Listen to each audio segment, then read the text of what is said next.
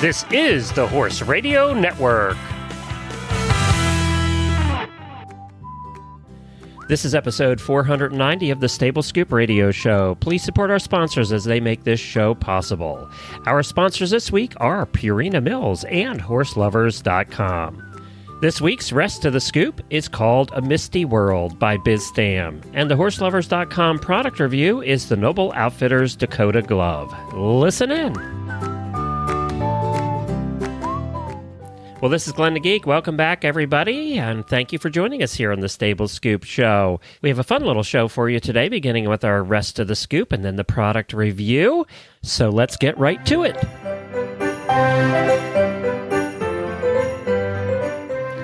A Misty World by Biz Stam.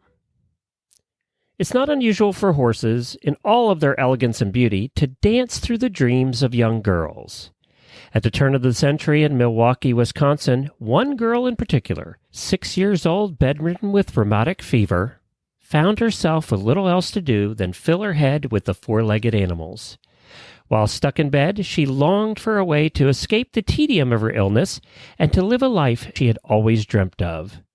Eventually, she discovered books and found, if only temporarily, she could transport herself to faraway lands, meet interesting people, and spend time with the equine creatures she loved so much. While she enjoyed the books and the places they were able to take her, she always felt as though she was a visitor in someone else's world. On Christmas morning, the girl awoke to find a very special gift waiting for her. Her eyes were as wide as saucers as she looked upon the smooth red finish of the petite table. There was a small cup filled with freshly sharpened pencils, a stack of crisp white paper.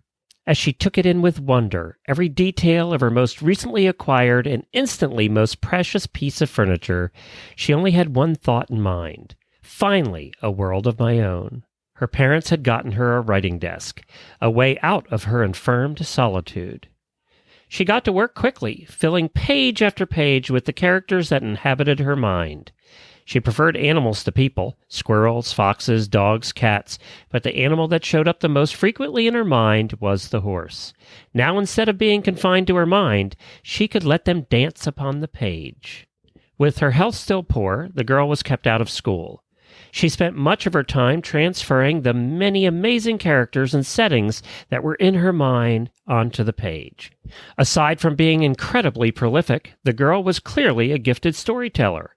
At the age of 11, she had her first story accepted by a magazine for publication and was paid $12 for her work, a small fortune to a young girl in the early 1900s.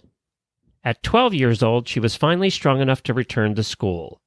While not in class, she spent most of her time at the library where she discovered the Western adventures written by Zane Grey. Upon reading these stories, she immediately decided she must own a ranch one day where she could watch horses frolic and play. Years went by and the girl continued writing as she transitioned from a child to a young woman. She decided to become an English teacher so she could share the magic of words and attended Milwaukee State Teachers College. After graduating, she began to teach and met the man who would one day become her husband. While she had a pleasant life, she still found herself with an insatiable desire to write, and with her husband frequently away for business, she had plenty of time to do it. She submitted several articles to local periodicals and then branched out to the better-known publications, such as the Saturday Evening Post and Reader's Digest.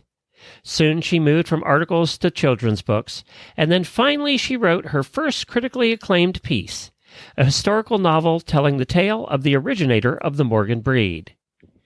Soon after the release of her novel, she discovered the illustrations of an artist named Wesley Dennis. Similar to how she was able to bring characters to life on the page with words, he was able to bring characters to life with a series of expertly placed brushstrokes. Later that year, the young woman learned of a particularly interesting group of ponies.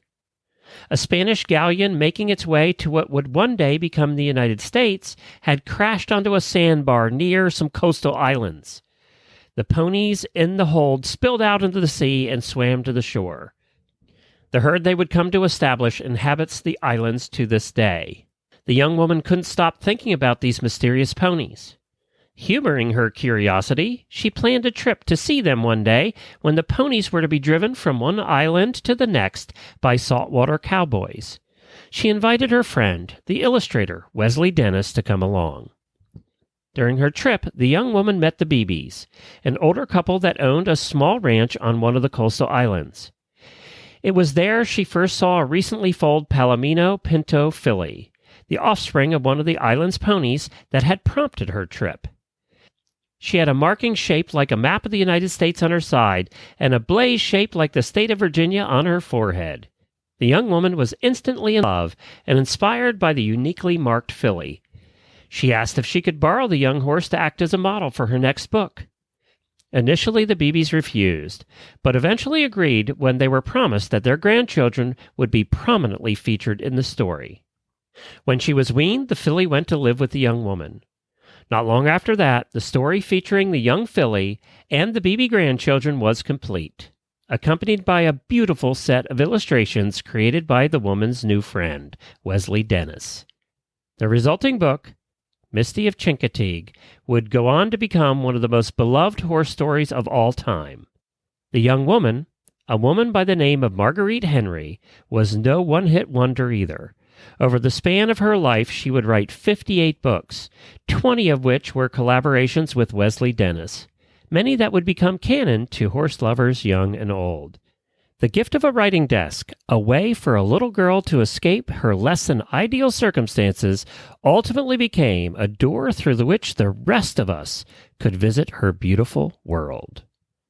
This story was written by Biz Stam, a freelance writer and blogger for HorseNation.com. Greatness never ages, so help your senior horses live their best lives with Purina Equine Senior Horse Feed. It has Active Age, a proprietary prebiotic proven through years of research to support a senior horse's aging immune system. To learn more, visit purinamills.com/ActiveAge. That's purinamills.com/ActiveAge. Also, it's Road to the Horse time, and once again, we are the official radio network for Road to the Horse. We will once again be doing live shows on March 23rd and 24th, and then for 4 hours be covering the finals on March the 25th at Road to the Horse. Tara and Coach Jen will be doing the coverage this year, as it's the 15th anniversary of Road to the Horse.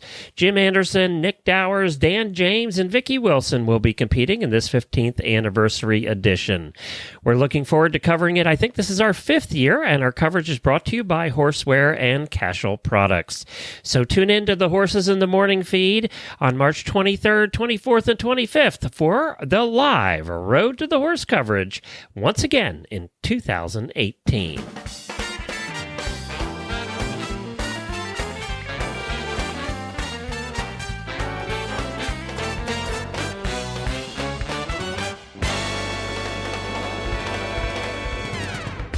And it's review time. Woohoo! My favorite part of the show. It's time to do a product review. And today I've got Janelle Rhodes with me. Hello, Janelle. Hello. How are you doing? I am doing great. And the product you are going to review today is what? The Noble Outfitters Ladies Dakota Waterproof and Fleece Lined Gloves. That's not a short name. That's a mouthful, isn't it? Yes. Holy samoli. Well, are the Noble Outfitters Ladies Dakota Waterproof and Fleece Lined Gloves, are they a mouthful of warmth and wonderfulness? They are. I'll tell you, I live in North Florida, and we've had 2 snows this year, which has totally never happened before. Yes. And these gloves have kept my little hands nice and warm. I tried them I tried to compare them with my Thinsulate gloves and with just a pair of driving gloves and with my gardening gloves, and these are by far the most warm. They were awesome. Wow. Now, obviously fleece lined, that's right there in the name. Is the outside leather, cloth? What's the outsides made of? It's a synthetic suede. It feels nice. Oh, it's synthetic suede. That's a good idea because then it's soft and smooth, but it's not a cow. Right. And then they have these little inserts, these stretch inserts across the knuckles and the fingers, so you can bend them. You can, grip things like when you're taking the food out to the horses. Yeah, that's very useful because a lot of times when you're wearing, especially a winter glove that's lined, when you try to make a fist, it's just too much stuff there. Right, it's really stiff. Yeah, and they also have a really great shirred elastic wrist. And it fit me pretty tight. And the first time I put them on, I was like, oh my gosh, I can't really get my hand in there. And my husband was like, oh no, you like that. You want that because if it's nice and tight like that, no air can get in, no water can get in. And so, of course, after a few times of putting them on and off, they loosen up a little tiny bit. And it was much easier to get them on and off. But they still, honestly, they kept the water and the air out. They kept the water and the air out. There we go. Now, how far up the wrist do they go? Do they cover up your whole wrist so that you don't end up with air gaps between the glove and the coat? For me, yes. I'm short. I'm only 5'1", so my coat arms go pretty low. But there we go. Yeah, they were fine for me. They worked fine. Okay. And now, what size did you order, and did they fit as you expected? I bought the medium. Because I'm short and I have short little fingers, they did fit exactly as I expected. Somebody with longer fingers would fit them, all the way to the end of the finger. But because I'm shrimpy, my fingers didn't quite go all the way to the end. But that's how I am in all gloves, so I wasn't surprised by that. So they fit about like you expected them to. They did. Mm-hmm. There we go. Sure did. There we go. So, the Noble Outfitters Ladies Dakota Waterproof and Fleece-Lined Glove, available now at horselovers.com, is a nice glove for wintertime, would you say? I would definitely say so. And, we actually even had ice in our water. So I had to break the ice and get it out. And I would say the ice was about half-inch thick. And I could get my fingers in the water and throw the ice out without getting cold. My fingers did not get wet. So wow, that's pretty cool. So as we record this review, they're available at Horse Lovers for $24.95. And I would like to say thank you very much to Janelle for being our guest reviewer today. Thank you so much. I enjoyed it.